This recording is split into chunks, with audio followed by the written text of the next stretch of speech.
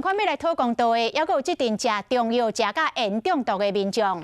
这个台中成东中医诊所烟中毒的事件继续来探烧，即马佫出现着新的病患了。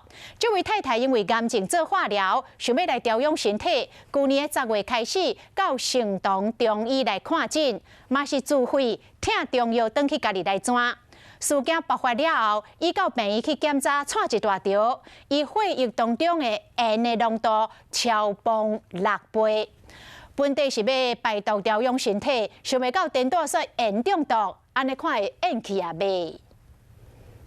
提出检验的报告，姓何的查某人，伊的血液当中烟的浓度足悬的60，是正常的6倍。伊因为2周间进行化疗，进前是食成东中医的药来调养身体。烟中毒的事件发生了后，伊去检验嘛，发现讲家己中毒。对我自己来讲是不幸啊！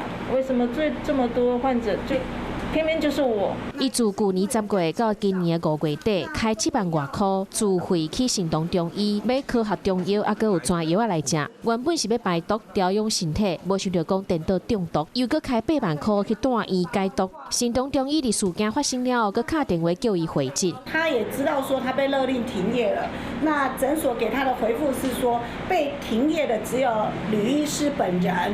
受理中药检体共230件。包含主动稽查抽验134件及受理民众检验96件。